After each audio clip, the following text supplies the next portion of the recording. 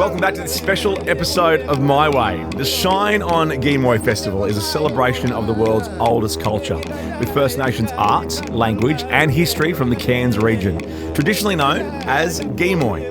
It's home to the Yindiji people, and for opening night, they're hosting everyone from neighbouring regions to perform a songline that hasn't been done together for more than 100 years. It's culture, it's history, it's nature, it's beauty, and I think there's also an opportunity for deep learning. My name is Maren Hughes, and this is Deep Learning.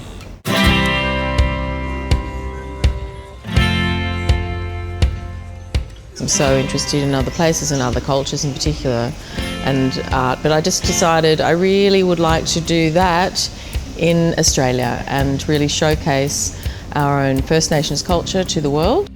And under the guidance of appointed Gimuy culture guides and led by artistic director and Bundjalung woman Rhonda Roberts, the Shine on Gimuy Festival is giving a voice to the oral Indigenous heritage of the region and offering a unique and modern experience of the First Nations people of Gimuy. So we're actually making art, culture, story relevant for visitors to Cairns and of course the local people here.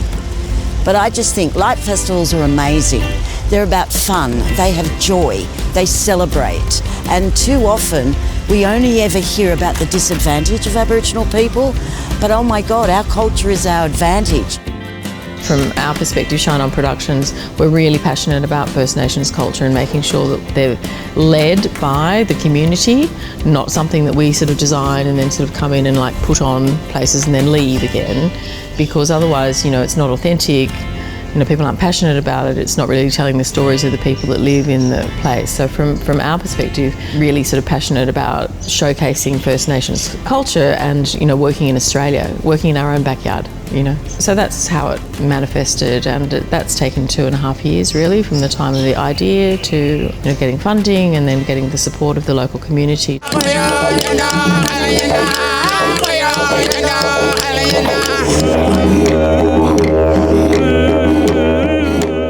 This environment gives people an opportunity to have a authentic interaction with the people who actually live here. Learn by going down the art story walk, and they can learn about the artists and they can learn the backstory about what the artworks mean.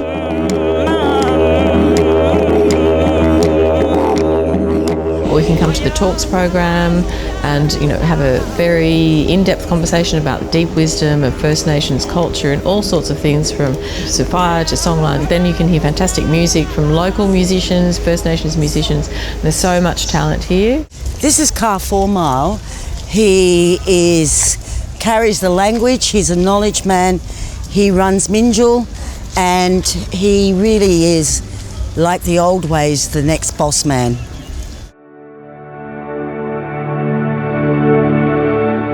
So Rhoda's artistic director and worked with the community here, so our cultural guides, and recommended for the first year that we work with Michelle Yeatman, who is from Yarrabah, and she's been sort of making these beautiful pots for a long time, for sort of 20 or 30 years. I was born in Yarrabah, an Aboriginal community just south of Cairns that we call Paradise by the Sea.